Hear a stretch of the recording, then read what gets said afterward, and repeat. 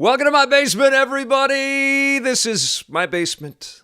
Welcome back. If you are joining us again here, this is where the magic happens. This is where I get to take a look at all kinds of crazy video game adventures, and I get to report back to you, and I've been having a lot of fun, but man, I can't catch my breath. There's a lot going on, and I got to tell you, I love doing these live shows. It's fun. It reminds me of our EP live days when we were doing it out of the VFS Cafe, and hopefully we'll be able to spool that back up again and do that again in the future. But it's also a lot of work, and I miss my Blake. I hope he's doing okay. We're touching base every once in a while, and we're trying to figure out some way to work together again. But it's weird, man. But I hope all of you are safe and sound, and you're all doing all right. We've got lots of people in the chat right now. Goku is here. Good to see you. Hi there was number one. Taz says, holla, E-Peeps. I like that. E-Peeps. That's pretty good. I've never heard that before. That's great. I've never heard that before, and we've been doing this for so long.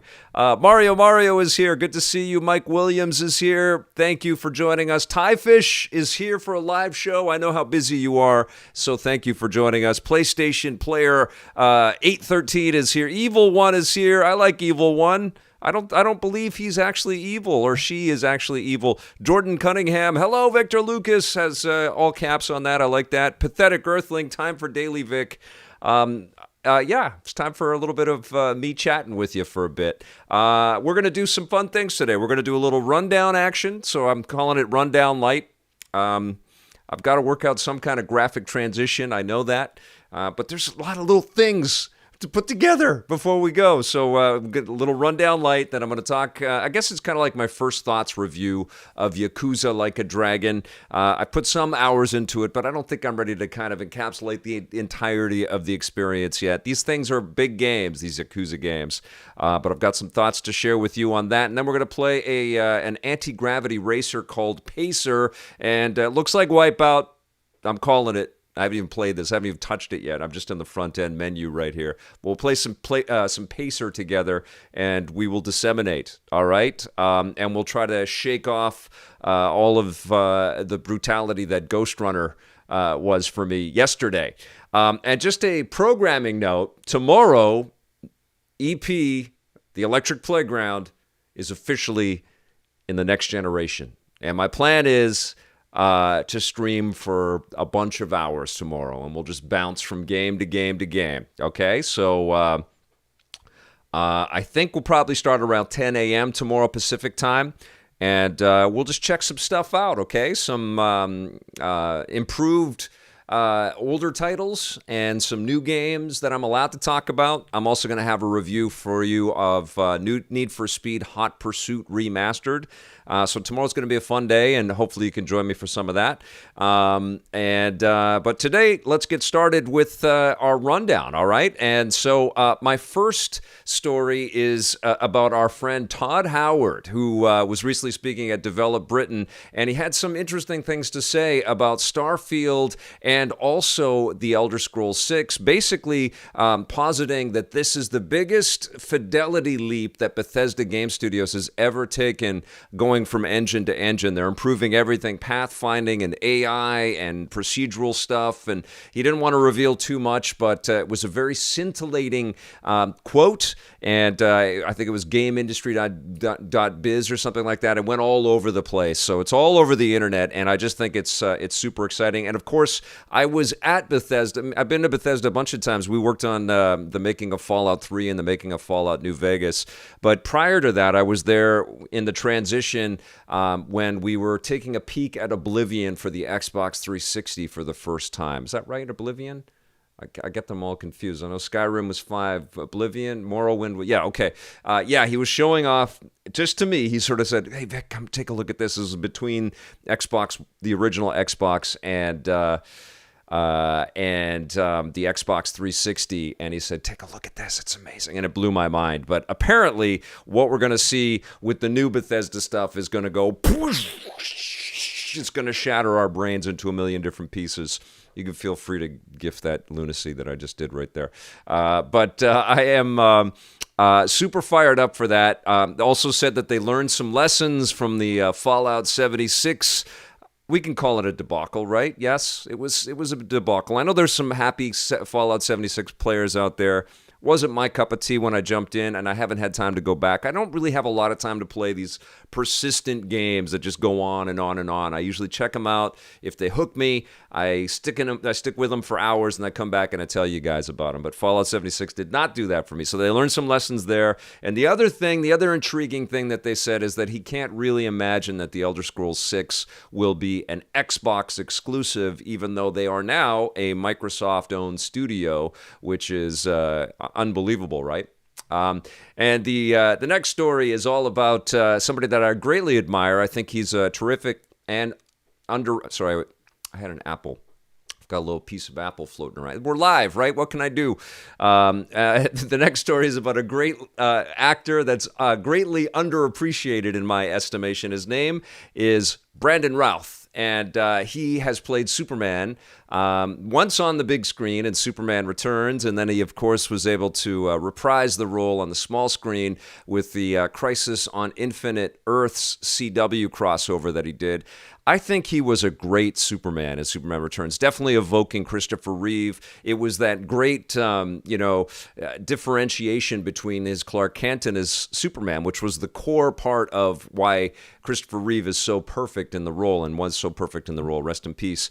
But he's a funny and charming and kind of quirky bird type actor who has always looked like Superman. And the rumor is that he might be reprising this Kingdom Come performance of Superman with the gray in the temples for the Flash movie. Because as we know, the Flash movie that is coming up is going to be a full-on crossover. Ezra Miller is our new Barry Allen, and he's going to be flying through all of the DC universe. So we're going to see Michael Keaton's Batman return. I think Ben Affleck's Batman is going to be in the Flash as well. So we're probably going to see a lot of cameos from DC superheroes and actors that have participated in different roles in lots of different and fun, exciting ways in that Flash film, which is kind of, I think, going to sort of rejigger everything in the DC entertainment universe. It's going to be really fascinating to see how that comes together. I forget the guy's name, Muschietti. I forget the guy's first name. The director, he did the It movies as well. Is it Alfred Muschietti or something like that? He is doing he's directing it, and he's clearly a huge comic nerd. And WB has got a lot. Andy Muschietti. Thank you, Leslie. Leslie Russell right there with me doing our live rundown. I love this. So, yeah, super fired up for that. Not, super enthused about Ezra Miller in the role of the Flash. He has yet to prove himself as that character for me, and it's mostly because I love Grant Gustin as Barry Allen, and I love the Flash TV show, although I am way behind. I know, Ty Fish, you're going to ask me about all of the CW shows. You watch them all. You're much more caught up than I am. I'm not caught up. I'm way behind. We live in a world where we have too many superhero things to watch, and I cannot believe it. My 13-year-old brain, which exists in my 30... Okay, we're not going to do that joke. It just cannot fathom how much superhero movie and television entertainment that he can enjoy, and video game entertainment. Stay tuned. It's a pretty crazy world, but I want Brandon Routh back. Not only do I want him in the Flash movie, I want him to have another Superman movie. I like Henry Cavill. He's cool. All right. I don't think he's the world's best actor, but he certainly commands the screen. He's got a good physicality. I love the Man of Steel film. I thought he was great in that because we didn't know him. Now we've gotten to know him, and he's decent in The Witcher. I actually think that he would make a smart choice to kind of glam up James Bond after Daniel Craig leaves and kind of be the modern era equivalent to Roger Moore after Sean Connery leaves the role. Rest in peace, Sean Connery. Rest in peace, Sean Connery. So it would... I had to do it. I'm sorry. It would be awesome, though, if DC is opening all these doors and saying this is their multiverse and they can do whatever they want, and clearly they can. We have multiple Jokers and all kinds of nonsense happening.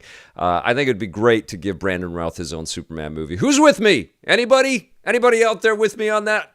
Brandon, if you're watching, I still think you should get another Superman movie. I think you were ripped off. Superman Returns was a decent film, and you were great in the role. So I'd like to see you come back as Supes.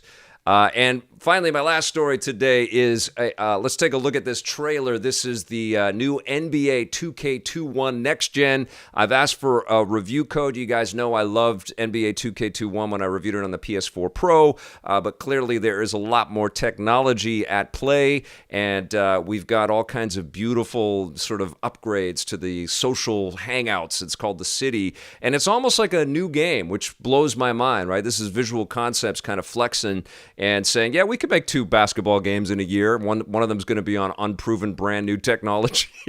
And it's, I've seen some of the footage of what the action looks like on the court, and it's impressive as hell. I don't have any to show you right now, unfortunately.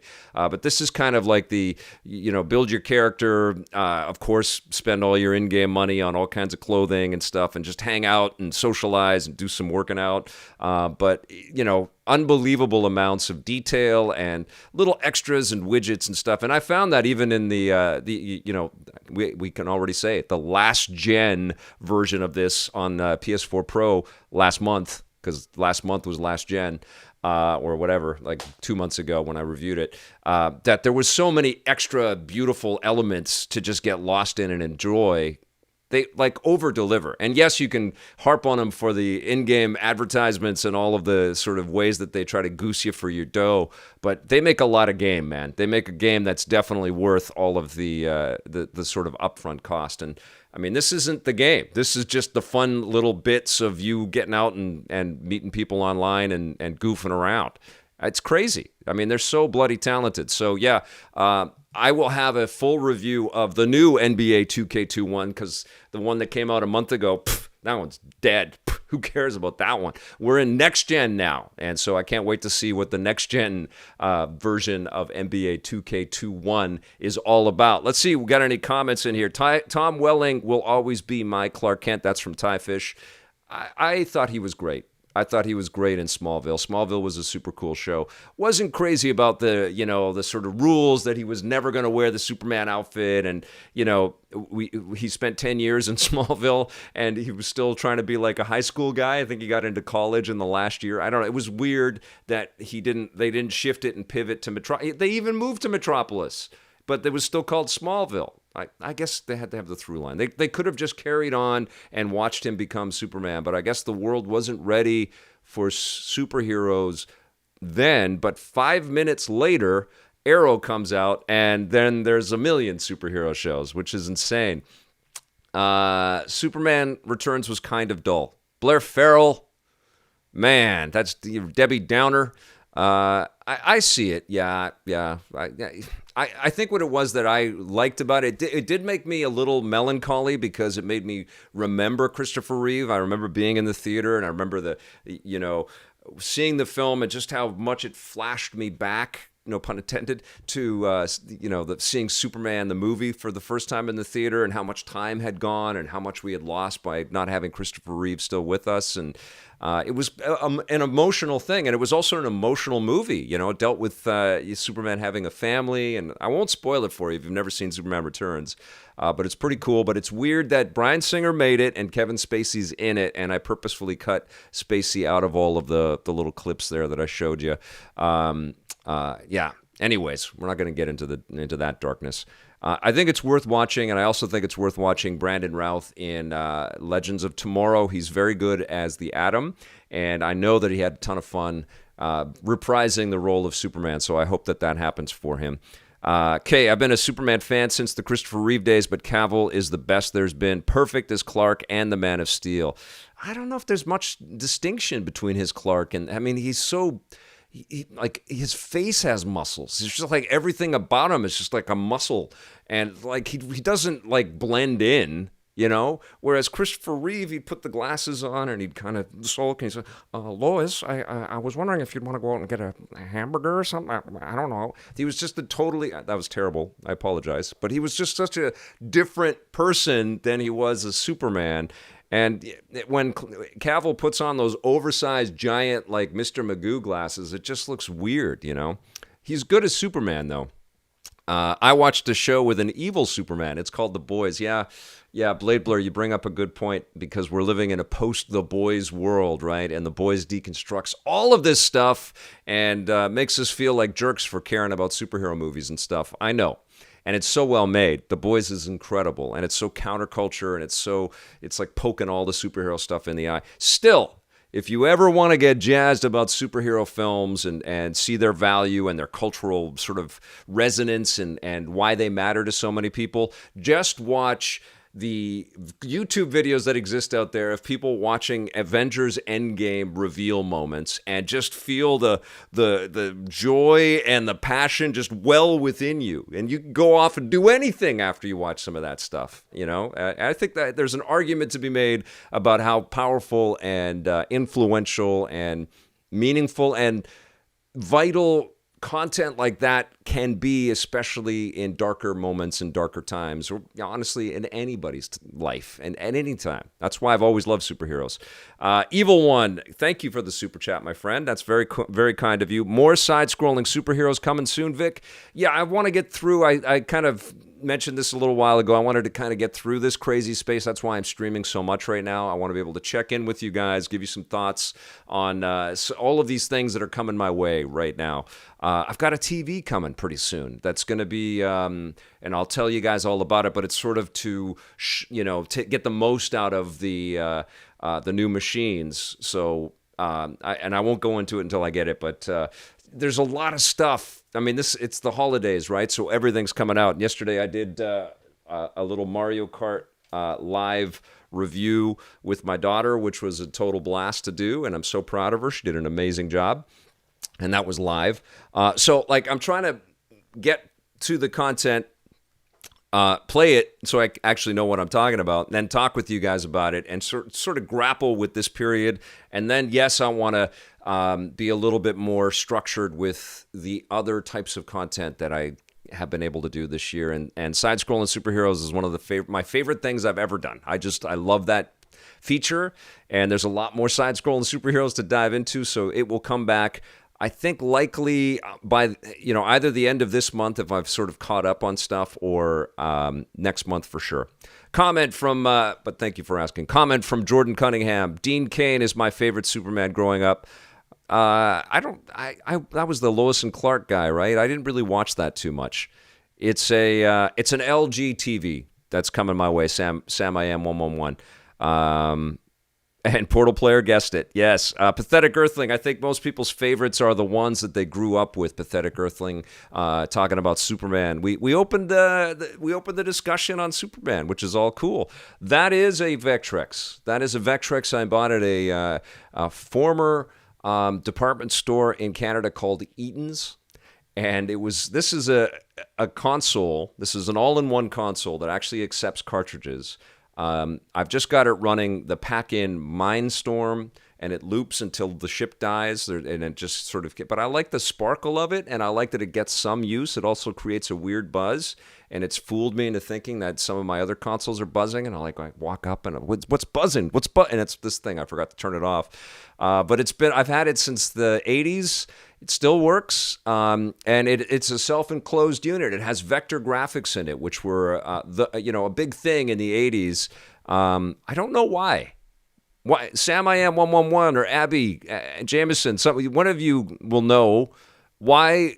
Why did the video game makers just fall in love with vector graphics back in the 80s? There were so many vector games back then. Of course, the big one was Star Wars from Atari, but then there was Tempest, and well, that's all I can think of right now. But there were a lot of vector games back then. Black Widow, I think, was one of them, and this has some of those. This Vectrex. And they also made vector versions of raster games like Scramble, which I have as well. It's a cool machine. It's got a funky joystick. One day I will stream that sucker. I'll figure it out.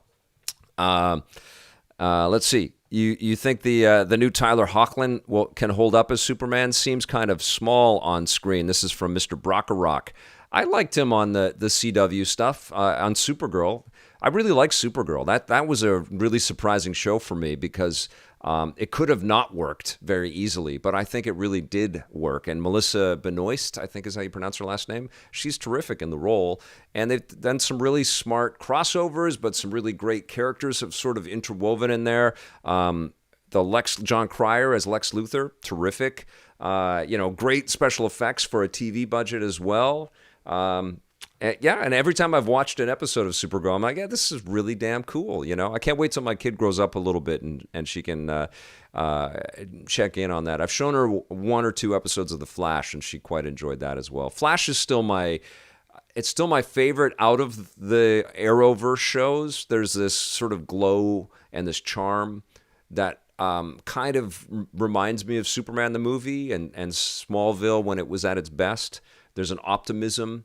But the Flash, like all of these, overinflated episodic shows where they've got so many episodes to make in a season, has taken some wrong turns. And, like they've had some weird guest stars and stuff and weird storylines, kind of, sort of super villain of the week type thing that just has felt weird. But overall, I really like The Flash. I love the cast. And I've liked Legends of Tomorrow. It's just so insane. It's pretty amazing. That's the quality bar is pretty damn high. The Umbrella Academy is cool. When I've checked out the Black Lightning shows, I've dug that as well. I love The Boys. That has been really fantastic. But like the quality has been pretty damn good. Let's see. Just don't try to stop a train or fly after watching those films. That's right, Cosmo Afterlife 71 with some good life advice right there. Pathetic Earthling, I think most people's favorites are the ones that they grew up with. Let's see here. Blair Farrell, what is your favorite Superman? Which era of Superman is your fave? I was going to say the only choice is Christopher Reeve, but it's not true. There's been some good ones. Jordan Cunningham agrees with me. Brandon Routh is a great actor. I really enjoyed his performance in Scott Pilgrim versus the World. Yeah, he pops up every once in a while. And Cosmo Afterlife, I think I just informed you that Michael Keaton is going to be in that Flash film, right? That's cool if you found that out here. I don't know if that's fully 100% confirmed yet, but I'm pretty sure that that's happening. Let's see. Okay. Next Gen Hype. Yes. Okay. I think I'm caught up on a lot of stuff. I'm sorry I can't keep up with every single stream or every single comment in the stream, but thank you all again for being here. Now, let's talk a little bit about Yakuza. This is Yakuza Like a Dragon. And this one doesn't star the same character that we always play. This one you play as Ichiban Kasuga. And we usually play as, Kazuma Kiryu in the Yakuza games. But this one, we play a different protagonist. And what happens with this guy is he gets, all of these games are about, kind of, let me turn that down so we don't have any. Okay, there we go. All of these games are kind of about, young people that get roped into a life of crime. And they have all kinds of crazy scenarios that sort of fuse a little bit of comedy and a little bit of really heavy, dark drama. And this game is no exception. This is a lot like at least from the narrative structure of Yakuza Like a Dragon. It's a lot like previous Yakuza games. But what's a little bit different here, honestly, it also includes a lot of the mini games, like being able to pop into arcades and play classic Sega games, which is always one of the core kind of elements of the Yakuza games, and it's always super fun. And honestly, it adds there's a value add there by being able to play classic Virtual Fighter or Outrun or Super Hang-On. That's so damn cool, And then you can also, play some slot machines and some other things as well, which is also pretty damn rad. There's all kinds of just goofy, different ways to kind of entertain you in these stories. You'll go into bars and nightclubs, and you'll interact with different people, and you'll get sent out on all kinds of different missions. This game, though, plays quite a bit differently than previous Yakuza games. Yakuza franchise has always been a little bit like Shenmue, where you have a massive kind of world to explore, set in Japan, set in a sort of an urban setting, and they take place in different cities across Japan. This one, I think, is Yokohama, and it's all lit up with all kinds of beautiful signage. And it's interesting, like we just traveled to London with Watch Dogs, which is one of my favorite destinations to go for my work. I end up usually going to London at least once every year, it feels like, or once every couple of years, and I end up going to Japan about the same. So I haven't been able to travel at all this year, so it's been pretty cool to kind of lose myself in the streets of London in Watch Dogs Legion, and now again in the streets of Japan in Yakuza Like a Dragon. There's a cool sense of escapism there that is all at once familiar but also always interesting and dynamic and foreign. It's weird to play these games with English voice acting, but that's the way I do it. I don't like to record the footage and show off, all of the footage in subtitles and stuff. Whoops. So I'd like to, I hear the English acting, but it's so endemic, or it's so much a part of our kind of society. They're swearing and they're cussing and they're smacking at each other and squabbling with each other, very much like American actors would, in an American performance. But this is such an innately Japanese flavored enterprise that it feels a little sort of discombobulated, but still it's fun. You can see that there's some similarities with the gangsters that might be a little bit more familiar to us in North America and the gangsters that are portrayed in the Yakuza series. But the big thing about Yakuza Like a Dragon is that it's these games have always been like role-playing experiences where you're leveling up and you're picking up all kinds of weaponry, and you go into shops and you might have some beef bowls or whatever, and you have these huge overarching dramatic moments. And that's all true this time, but it also plays like a role-playing experience. So it's not just, the sort of conceits of a role-playing game, yet fused with a sort of a brawler, because at the other Yakuza games, you do a lot of street fighting and you're surrounded by all kinds of goons and goofballs that you got to take down, lots of gang members and stuff. And you're always trying to uphold the honor of a family, and there's lots of betrayal. All of that stuff is true in this game as well, but the play of it is it's turn-based combat. And so you actually get into the same kinds of fights that you would with goons in the streets, and sometimes there'll be bigger dudes that will pick up stuff and try to hurl them at you. But you have to kind of pick your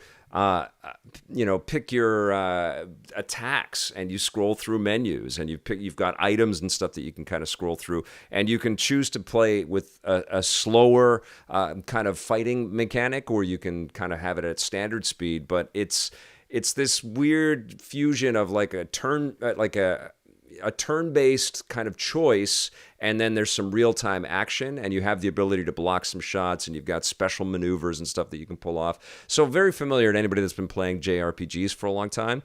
Very unfamiliar, though, in the world of Yakuza.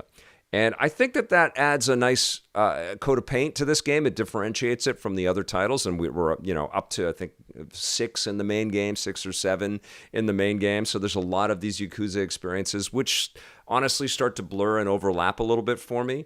But I love the intricacies, and I always love the commitment that Sega and its developers pour into these games. They're so unique, unto themselves. They certainly borrow liberally from lots of other ideas. And of course, when we were first introduced to Yakuza, it felt like, okay, we've got a Japanese Grand Theft Auto type thing. But it's never been that. It's always been a lot more story focused and kind of vignetted. You have this scene, and then it sort of works its way to this scene and these moments, and you're on an arc. And in this game, although I haven't really started to do that, you actually team up and you have a party and you get into like JRPG style battles. But I haven't really gotten to do that.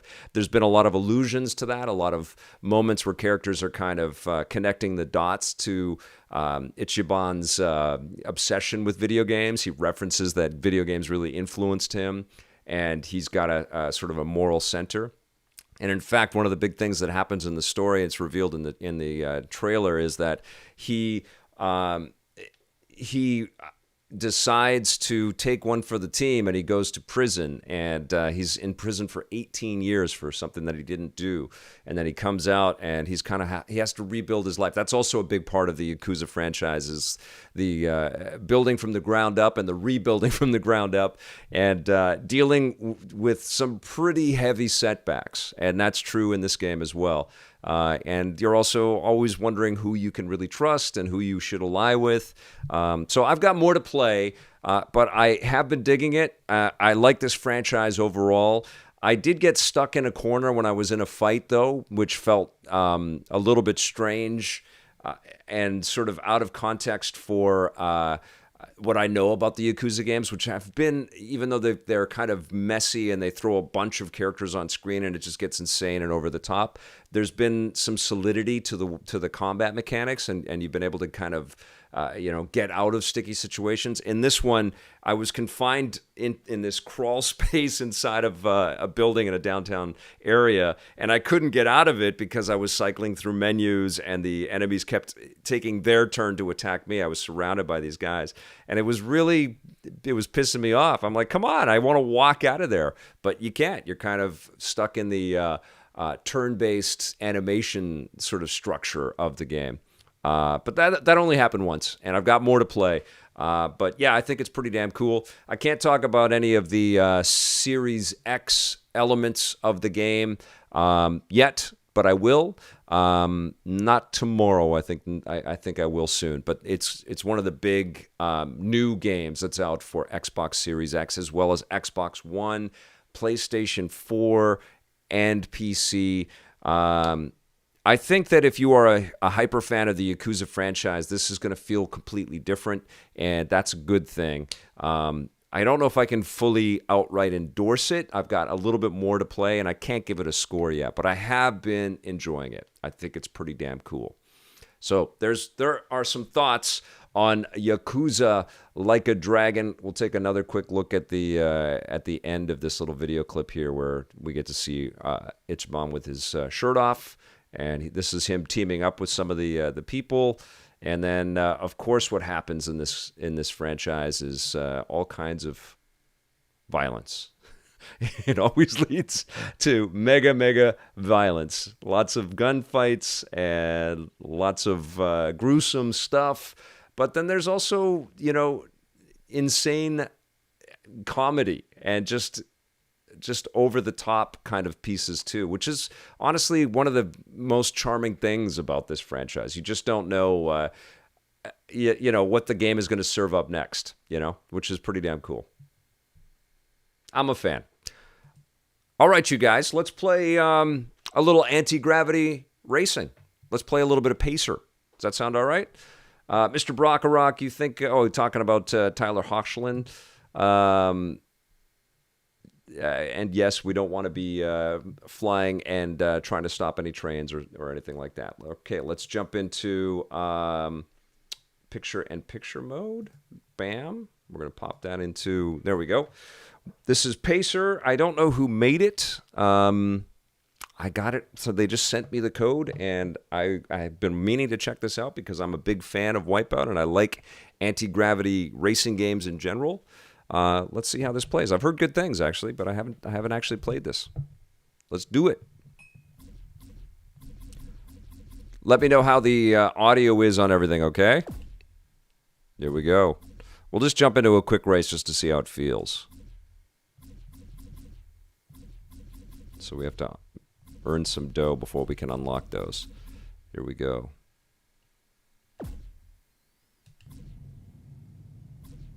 Sure.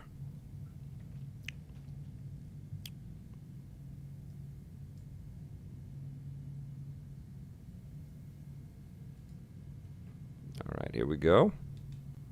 This is on the PS4 Pro. Oh, I want weapons. Come on. Track control. Can't we just have all of them? Sure. Mm-hmm.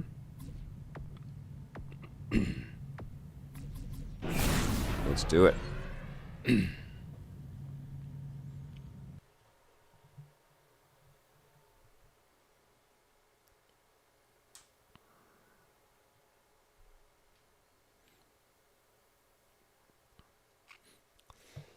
Does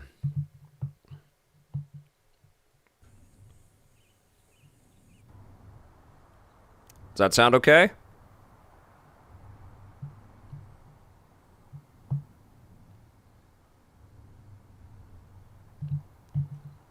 I thought something was up. None of my comments are streaming in on my PC.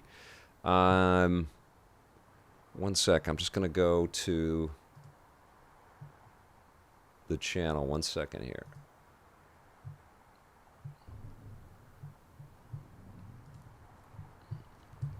The channel. 1 second here. Boom. Okay. Where's the chat? There it is. Let's see. Pop out the chat. Boom.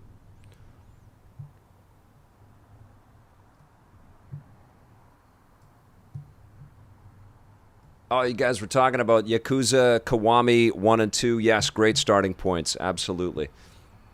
Oh, man, there's a lot in here. I buy digital.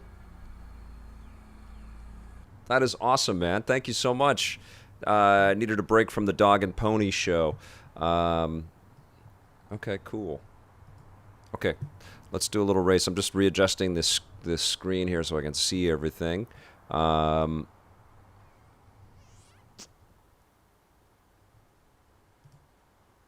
I did see the gifs that you uploaded, Tyler. Let's see. Could not get into Umbrella Academy, Cosmo Afterlife 71. Thank you for all those gifts, Tyler. That's super cool, man.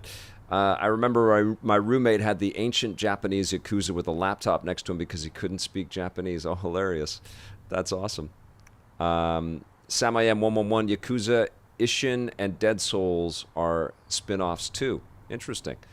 Visceral Games had a great run in the late 2000s. I love where the chat always goes. You know, you guys always going off in lots of cool tangents in different directions. I heard the cough, Vic. Get your temp taken, COVID freak. No, I've been doing a lot of talking. That's the raspiness. Okay, here we go.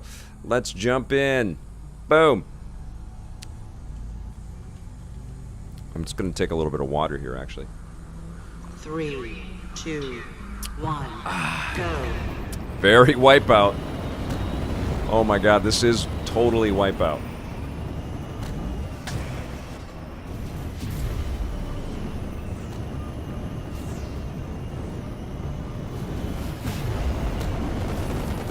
How's the audio? Does it sound all right? I mean, if you just saw this in motion,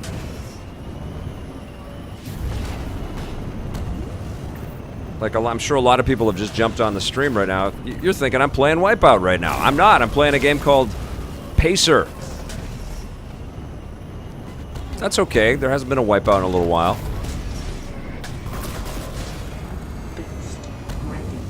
Alright. Crash into the walls about as much as I thought I would. I've got air brakes just like Wipeout. Okay, I've got double boosts. How do I double boost?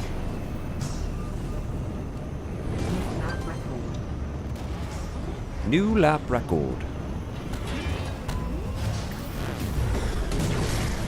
Alright. Looks pretty cool though.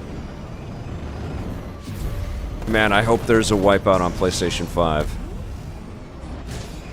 I would love to see what that technology could do with the Wipeout experience. And the DualSense controller. Yeah, sign me up for that.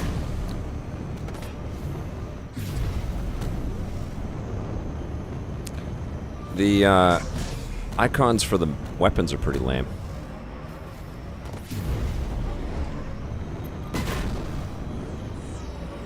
All of this beautiful detail. And then it just looks like total minimalism. It doesn't fit.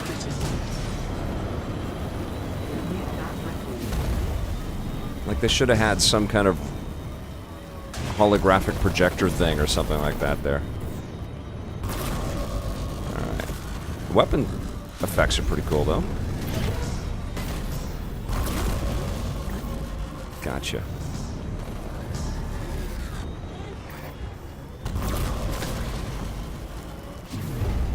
Okay, here we go.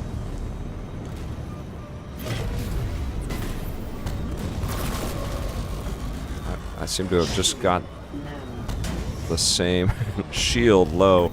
Quit bashing into the walls. Your shield is low. You may want to stop hitting the walls on every corner. Ouch! Yes! First time I ever played the game. You know why? Plays just like Wipeout. Wipeout in VR is super cool. I completely concur with you, Pathetic Earthling. That blew my mind. This looks like a modern version of F-Zero, yes, for you Nintendo fans out there. This looks like F-Zero, but it looks just like Wipeout, you know what I'm saying? I'll get Assassin's Creed Vikings later, Cyberpunk I'll wait to pre-order the week before just in case it moves again. That's from Wilden. Being careful about that. XGR extensive game reviews, nice, nice. Does look cool. All right, let's jump in and see what some of the meat in this game is. So I got some credits. So I guess you earn the credits, and then you can spend your credits on unlocking tracks. Okay. Jordan Cunningham, this game is called Pacer, and it is on the PlayStation 4 Pro. I'm playing this on last-gen technology, because it's next-gen starting tomorrow. Let's play. So we have Quick Race, Time Trial, Speed Lap, Destruction, Elimination, Endurance, Storm. What's Flow-mentum? Get as far as you can, getting faster and okay. Okay, gotcha. Storm. Stay within the eye of the storm to stay alive. Sure, let's try that. Here we go. Storm damage 10. That was Midtown traffic. Ooh, Niagara. Darn cool. Let's do that. I got Saber, Python. Cool names. Dragon. Let's go Dragon. Initiate Dragon. High speed. Weapons are locked. Play. Let's go. Storm sounds interesting. Yeah, let's check this out, Evil One.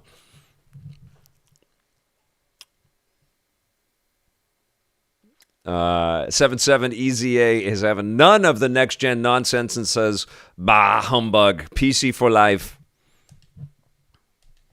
Just as long as you're gaming. Victor Argo, JT, VJ, yes I am.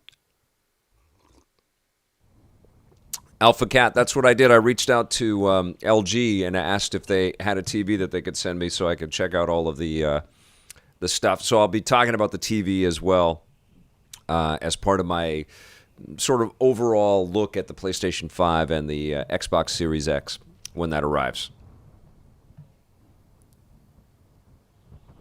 Oh, Mr. M991 got himself a Poly Mega. Can't wait till it arrives. Super stoked. Yeah, it's a phenomenal machine. I constantly use it. I used it. I checked out Need for Speed Hot Pursuit on the PlayStation 1 because I wanted to see the roots of that particular franchise before I started looking at the remaster of the Xbox 360 game. Polymega is very useful for my line of work, but just as a fan and a collector of all that stuff, I love that machine. Okay. Ouch. Hitting the walls, hitting every wall.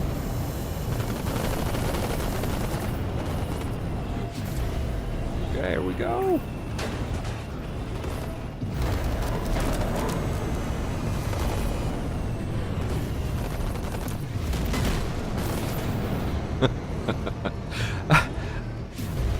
How do you guys like Pacer Wipeout Edition?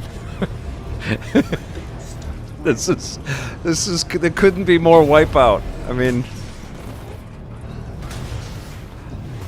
I don't know like how you differentiate yourself with an anti-gravity racer, but this sure didn't.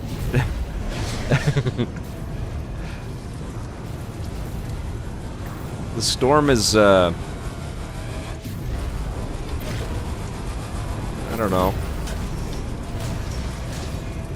It's okay.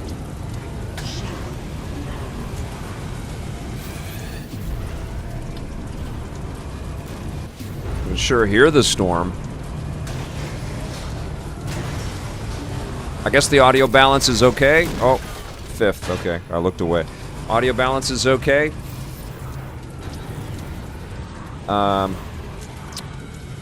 Does the Polymega play 32X CD games? This is from Leslie Russell. Yes. Right? Fahrenheit was 32X Sega CD. And I actually tested that. I have Fahrenheit. I played that. Okay. Let's play a different thing. Sounds fine, Wilden. Great, thank you. Let's play Elimination. Boom. Let's play Elite. Let's see how fast we go. I think this is going to be very... I mean, it couldn't be worse than Ghost Runner yesterday. I was so bad at that game. Thank you for joining me on that one yesterday and for having patience with me. Let's play. Oh, Voxel. Cool. Initiate Voxel. Cool names. Let's go. Good evening, Lee. Hey, Vic, why is the PS5 so much more expensive in Canada? This never happened with the PS4 when it launched in Canada.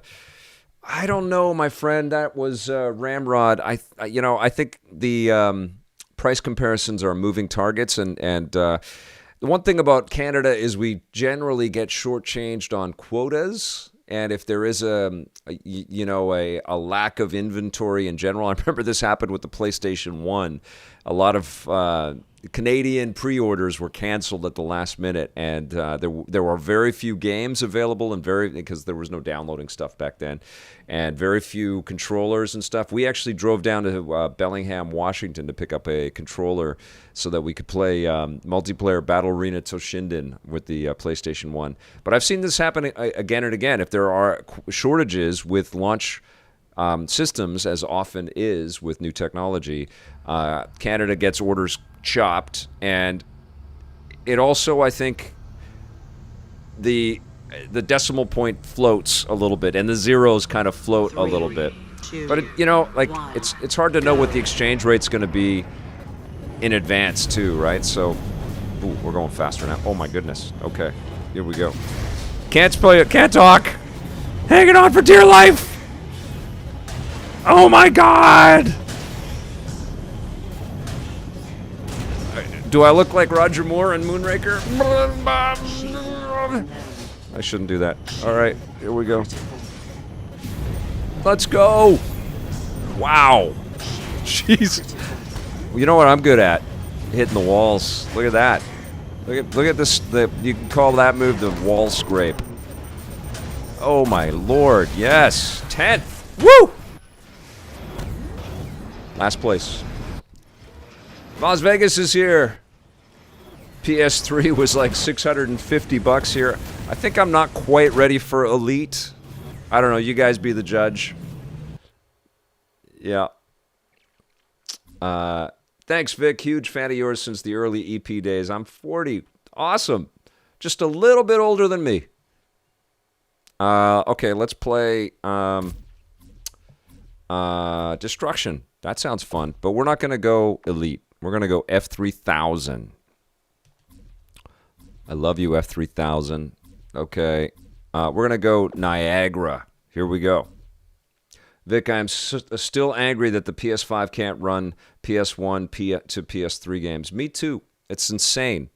Why not throw the bone to the people that have been there the whole time? Especially considering that this is likely, if not the last console, likely the last console with a disc drive in it, right? Like, are they going to do a 4K Blu-ray, Ultra whatever in the PS6? No, they're not going to do it. It's all going to be account-based on the next go-round. So this would have been the time to let people, play their entire disc collection from PlayStation on this new machine. And how happy would that have made people? So happy! Why didn't they do it? Sony. They are throwing you a whole bunch of games, though, if you sign up for PlayStation Plus. That's pretty darn cool out of the launch gate. 3, 2, 1, I pre-ordered digital all the way. That's Jeremy Turner. Okay, I can't read the chat. All right, here we go. What? Blinded.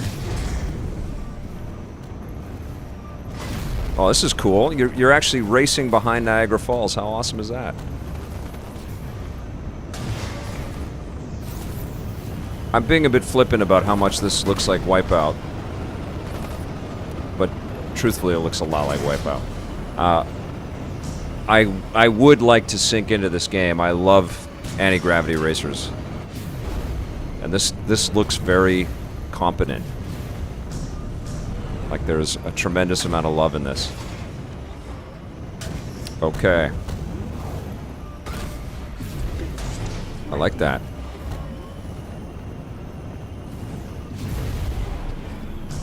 Okay. Controls are pretty good. I mean, I'm not showing them off, but they're pretty good. Okay. Ah, quit blinding me.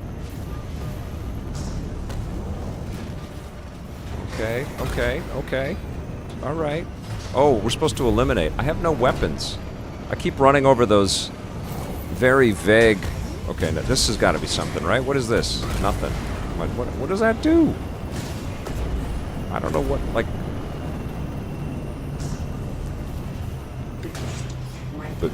Boost. What's happening? How come I can't shoot anybody? Give me things to shoot with. New lap record. It sounds like Wipeout. How come I don't get those cool mine things? Come on now!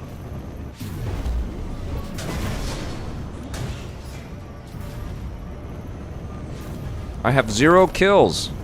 Come on! What is up with this? I'm running over the icons. Do I not get weapons? What's up? I just got that. There's nothing coming out of my car. Boo! First person. Ooh, barf cam. Oh my god. Aye. Oh. Wow. That's intense.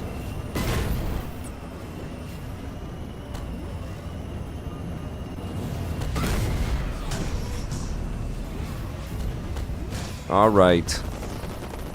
Okay. I don't know. I'm about to die. I must have pressed something wrong, because I have no weapons.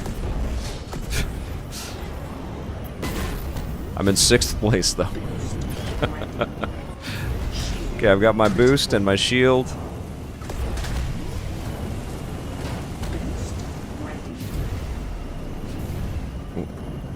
That's looking around. That's my... Oh, I see. Oh, they're just boosts. I see. Okay. I get it. I'm learning how to play this. But I'm playing elimination. I should be,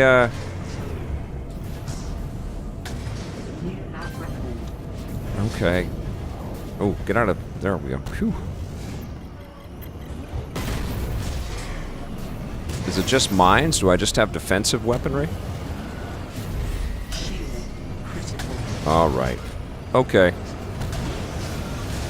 Okay. We get it. Okay. Okay, I'm just gonna... Shh. It's okay, game. Just put you down over there.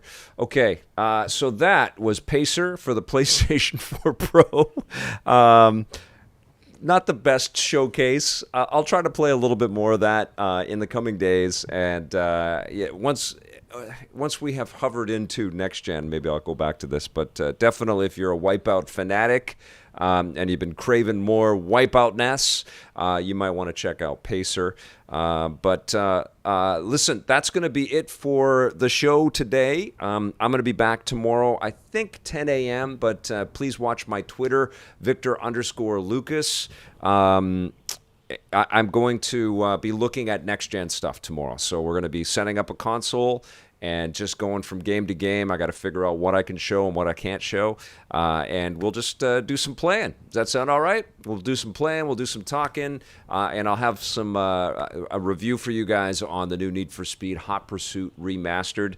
I have to run now, but I'll be back tomorrow. Thank you so much for watching today. Thank you, everybody, for being here. This is a ton of fun to be able to do this live with you guys, and I appreciate the support like you wouldn't believe.